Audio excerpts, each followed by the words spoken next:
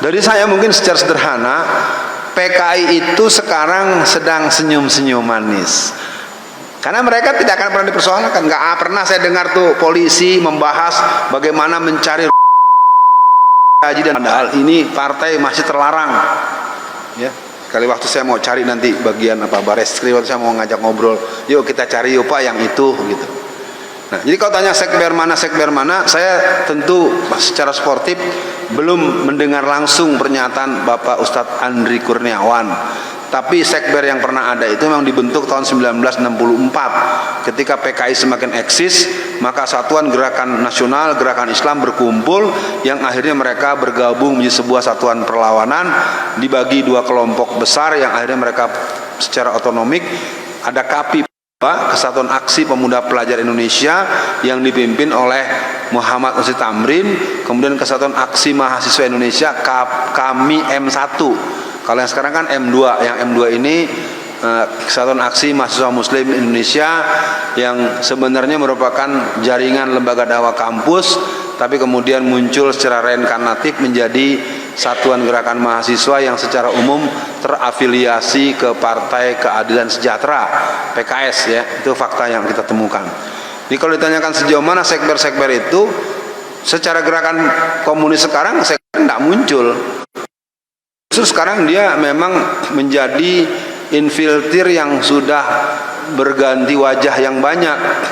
Dia jadi anggota DPR, dia jadi aparat kepolisian, dia jadi aparat tentara, jadi pimpinan pesantren. Sebenarnya saya sebagai pakar PKI katakanlah memang sudah agak sedikit, ya udah lebih bagus mari kita biarkan PKI hidup kembali. Ustadz dan ulama disembelih, baru kita percaya PKI telah bangkit. Saya lihat begitu, karena diomongin terus, dibahas terus, dibilangnya kalau mau kita lihat sejak tahun 98, 144 berasal dari kasus Jarur dengan sebutan kolor hijau, ya, dukun santet, ingat nggak? Itu kan dibunuhin, kemudian dibunuh lagi di Ciamis, dibunuh lagi di Selatan, tutup sebentar, kemudian terjadi yang membuat mereka sangat sadis, membunuhnya atau mencederai ustadz kita sejak Januari 2018. Ada yang kupingnya digunting, ada yang ininya dibelah, ada yang dimasukkan, dibenamkan bersama dengan motornya ke dalam lubang sehingga ustadznya dengan motor itu dibenamkan. Itu terjadi pada tahun 2011. Saya nggak paham, yang begini-begini nggak pernah dibahas oleh polisi. Walau udah kita adukan, polisi selalu bilang masih diusut, kusut. Nggak pernah. Saya tahu betul yang kalau yang begini-begini nih kita ngadu apapun nggak pernah diproses. Ya, cuman sayangnya kalau kita ngomong begini ntar diartikannya lain lagi. Enggak, saya nggak benci, cuman faktanya kok tebang pilihnya sangat ketara. Ya, kalau kita buka kasus Cikesik, kasus kerusuhan orang-orang Ahmadiyah di Banten, atau Ciketing, kasus gereja yang di Bekasi, itu semuanya bolak-balik. Nah, soal komunis, saya nyatakan dengan apa adanya, komunis itu yang muncul itu banyak varian. Yang paling berbahaya tuh Budiarjo ini adalah istri dari seorang pentol PKI tahun 60-an. Saya lupa nama panjang, nama depannya, belakang namanya Perancis, usianya 96 tahun. Nah, karena Budiarjo itu punya link di Indonesia, dia dan Aidit, kerja dia itu membimbing para pedagang bakso, pedagang kaki lima, dan pedagang-pedagang kecil.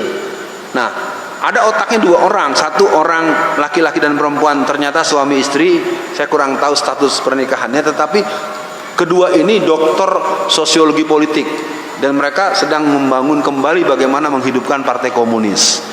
Nah, kelompok tradisional muncul dengan haji. Mereka membangun dengan Kongres PKI yang beruntun sejak tahun 2000 di Sukabumi Selatan, 2005 di Cianjur Selatan, 2010 di Magelang, Jawa Tengah. Saya kan nggak paham kalau yang begini polisi nggak tahu. Mesti kan polisi lebih tahu dari saya kan, mestinya kan harus ditangkap tuh, dibubarin.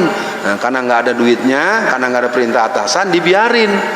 Akibatnya yang membahayakan negara betul-betul dibiarkan. Hal jadi seperti kita ini kan patriot pembela negara. Dari dulu ulama-ulama Islam itu nggak ada yang jadi pemberontak.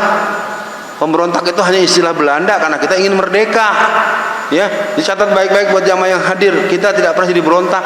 Kalau kita punya cita-cita mendirikan negara Islam, memang tidak ada larangannya. Secara konstitusi, secara peraturan, secara ketentuan tertulis nggak ada. Jangan suka bikin larangan yang nggak ada ketentuan hitam di atas putih. Anda harus belajar dulu secara konstitusi. Itu yang diterangkan dengan sangat baik oleh Bang Yusril.